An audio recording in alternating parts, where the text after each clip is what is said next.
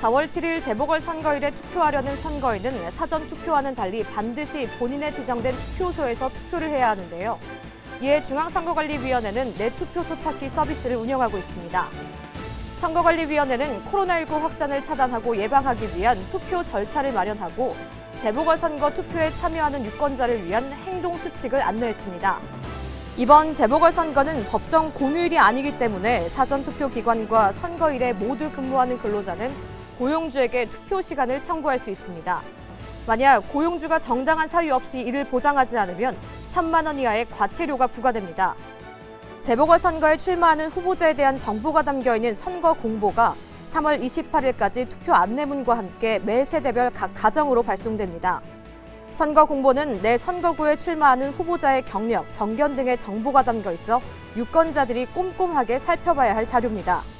재보궐선거가 실시되는 전국 21개 선거구의 후보자들은 3월 25일부터 선거일인 전일인 4월 6일까지 누구든지 공직선거법이 정하는 방법으로 자유롭게 선거운동을 할 수 있습니다.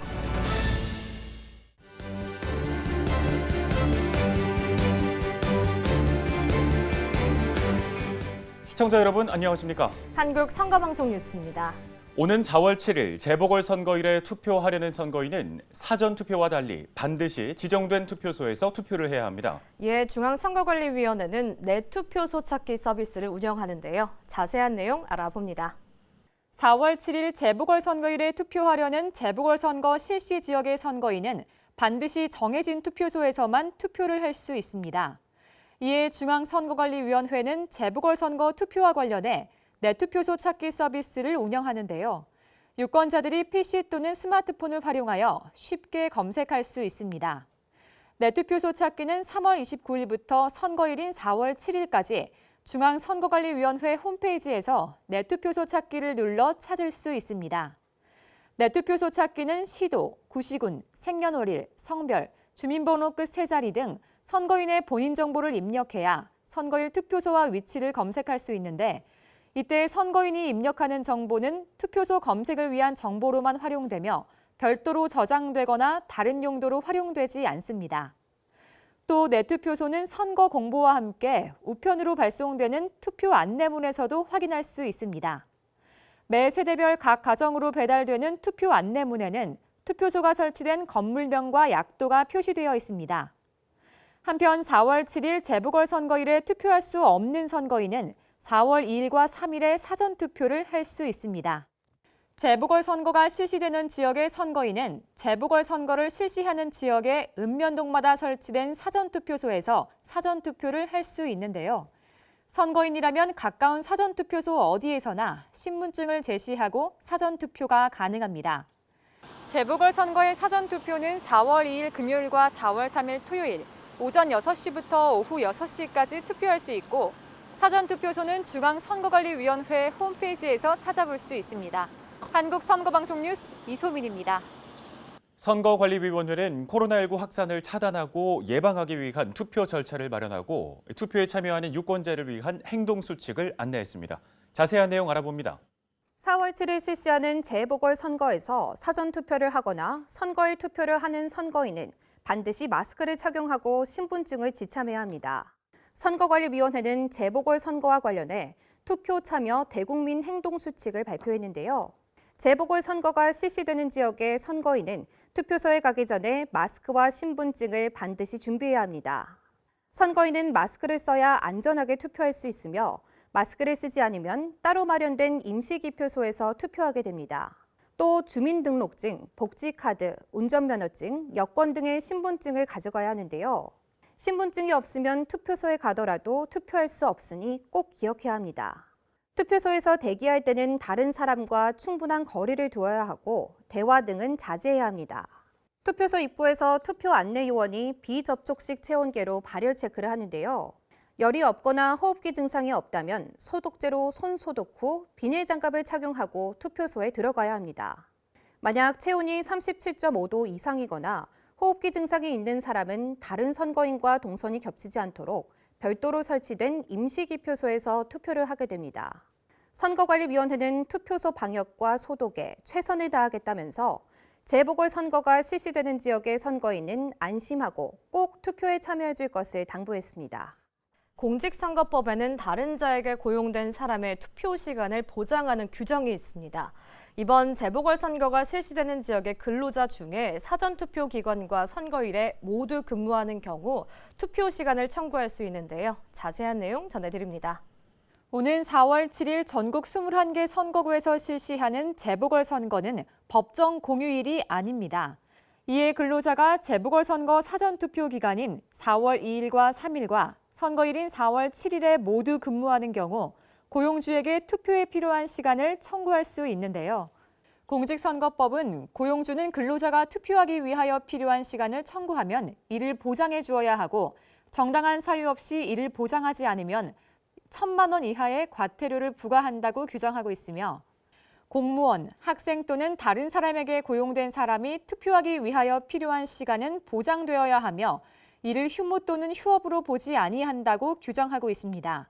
한편 고용주는 근로자가 투표하기 위하여 필요한 시간을 청구할 수 있다는 사실을 3월 31일부터 4월 4일까지 인터넷 홈페이지, 사보, 사내 게시판 등을 통해 알려야 합니다. 선거관리위원회는 4월 7일 재보궐선거를 앞두고 각종 매체나 계기 등을 이용하여 근로자의 투표시간 보장 등 안내사항을 적극 홍보할 방침입니다. 재보궐선거에 출마하는 후보자에 대한 정보가 담겨 있는 선거 공보는 투표 안내문과 함께 세대별로 각 가정에 발송됩니다. 내 선거구에 출마하는 후보자의 경력, 정견 등의 정보가 담겨 있어 유권자들이 꼼꼼하게 살펴봐야 할 자료인데요. 관련 내용 자세히 알아봅니다. 4월 7일 재보궐선거가 실시되는 지역의 선거관리위원회는 3월 28일까지 후보자 선거 공보를 투표 안내문과 함께 매 세대별로 각 가정에 발송하며 발송 후 1일에서 2일 이내에 받아보실 수 있습니다. 선거 공보는 후보자의 선거운동에 사용되는 인쇄물로 후보자의 사진, 성명, 기호, 소속 정당명, 경력, 정견, 소속 정당의 정강 정책 등에 관한 내용이 게재되어 있는데요. 특히 후보자의 책자형 선거 공보 둘째 면에는 재산 상황, 병역 사항, 최근 5년간 소득세, 재산세, 종합부동산세 납부 및 체납 실적, 전과 기록, 직업, 학력, 경력 등 인적 사항이 게재되어 있습니다. 이에 선거관리위원회는 재보궐선거가 실시되는 지역의 유권자들은 후보자 선거 공보를 반드시 확인해 줄 것을 당부했습니다. 후보자에 대한 정보는 중앙선거관리위원회 홈페이지와 정책공약 알림이 사이트에서도 확인할 수 있습니다. 선거관리위원회는 후보자 선거 공보를 선거일인 4월 7일까지 정책공약 알림이 사이트를 통해 대국민에게 공개하는데요. 선거관리위원회가 공개하는 자료는 지방자치단체장 후보자는 5대 공약과 책자형 선거 공보, 선거 공약서이고 지방의회 의원 선거 후보자는 책자형 선거 공보입니다. 그리고 선거 공보와 함께 발송되는 투표 안내문에는 선거인의 성명과 선거인 명부, 등재번호, 투표소 위치, 투표할 때 가지고 가야 할 지참물 등이 게재되어 있어 유권자들의 꼼꼼한 확인이 필요합니다. 주민등록지가 읍면동 행정복지센터 주소로 된 거주불명 등록자의 경우 해당 읍면동 행정복지센터를 방문하시면 투표 안내문과 후보자 선거 공보를 받을 수 있는데요. 선거관리위원회가 발송한 투표 안내문과 선거 공보가 들어있는 봉투를 은닉 훼손하거나 무단으로 가지고 갈 경우 공직선거법에 따라 처벌받을 수 있으니 주의해야 합니다. 선거관리위원회는 유권자들이 선거 공보를 꼼꼼히 살펴보고 투표 안내문이나 인터넷을 통해 자신의 투표소 위치를 확인해 빠짐없이 투표에 참여해 줄 것을 당부했습니다. 한국선거방송 뉴스 김서혁입니다. 3월 25일은 4월 7일 실시하는 재보궐선거의 선거기간 개시일입니다. 이 재보궐선거가 실시되는 21개 선거구의 후보자들은 3월 25일부터 선거일 전일인 4월 6일까지 선거운동을 할 수 있는데요. 선거운동 방법에 대해 자세히 알아봅니다. 3월 25일부터 재보궐선거의 선거운동이 시작됐습니다. 선거운동은 당선되거나 되게 하거나 되지 못하게 하기 위한 행위를 말하는데 선거운동을 할 수 있는 사람이라면 누구든지 선거일 전일인 4월 6일까지 자유롭게 할 수 있습니다. 후보자와 그 배우자, 선거사무장, 선거사무원, 회계 책임자 등은 선거운동 기간 중에 어깨띠나 표찰, 기타 소품을 붙이거나 지니고 선거운동을 할 수 있습니다. 또 공개 장소에서 연설 대담 차량을 이용해 지지를 호소하는 등 법에서 정한 방법으로 선거운동을 할 수 있는데요. 선거 사무원이 아닌 일반 유권자는 어깨띠, 모양과 색상이 동일한 모자나 옷, 표찰, 피켓, 그 밖의 소품을 활용한 선거운동을 할 수 없고 선거운동 대가로 수당, 실비나 음식물을 제공받을 수 없습니다. 또 공직선거법에서 정한 방법으로 인쇄물, 언론매체, 정보통신망 등을 이용한 선거운동도 가능합니다.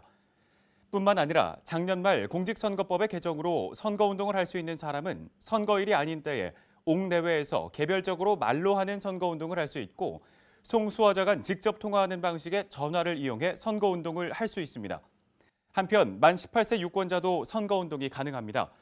그러나 선거운동 가능 연령을 행위시로 산정하기 때문에 선거운동을 하는 때에 만 18세 미만인 자는 선거운동을 할 수 없으니 각별한 주의가 필요합니다. 선거관리위원회는 4월 7일 실시하는 재보궐선거가 공정하고 깨끗하게 치러질 수 있도록 정당과 후보자, 유권자 모두 공직선거법을 준수해 줄 것을 당부했습니다. 선거 벽보는 선거운동에 사용하기 위해 후보자의 사진, 성명, 기호 등 홍보에 필요한 사항을 게재하여 알리는 인쇄물을 말합니다. 4월 7일 실시하는 재보궐선거와 관련한 선거 벽보는 3월 26일까지 선거인의 통행이 많은 곳에 첩부되는데요. 관련 내용 전해드립니다. 4월 7일 재보궐선거를 실시하는 전국 21곳의 선거구에서는 3월 26일까지 선거 벽보를 첩부합니다. 선거 벽보는 공직선거법에 의하여 정당 후보자가 작성 제출한 것을 선거관리위원회가 첩부하는데요.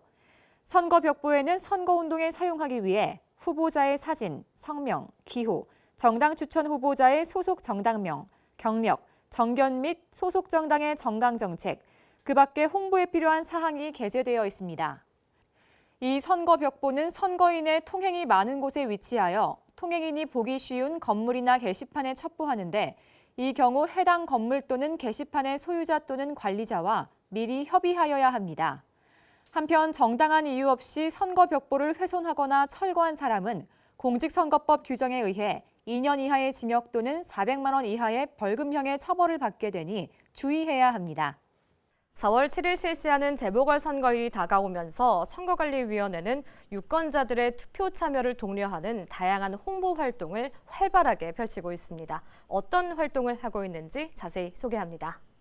서울특별시 선거관리위원회는 4월 7일 실시하는 서울특별시장 보궐선거에서 유권자들의 투표 참여를 독려하기 위해 다양한 홍보 활동을 펼치고 있습니다.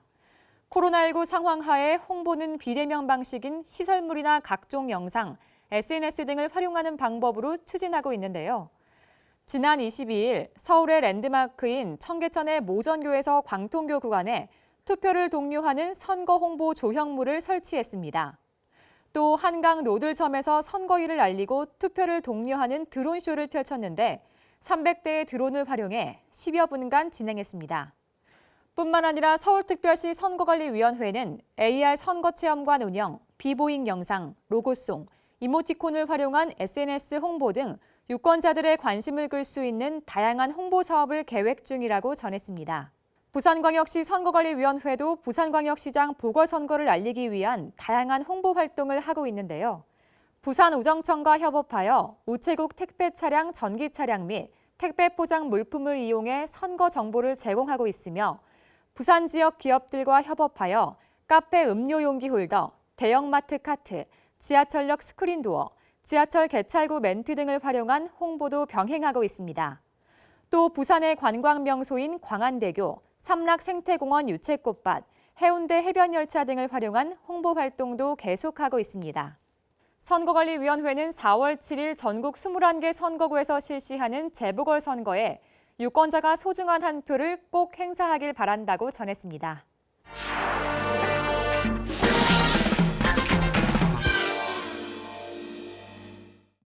선거와 관련한 상식들을 자세히 설명해주는 선거의 디테일 시간입니다. 오늘은 기표 용구의 변화에 대해서 알아보겠습니다. 안녕하세요. 여러분이 궁금해하는 선거의 뒷이야기를 낱낱이 아주 재밌게 풀어드리는 시간, 선거의 디테일입니다.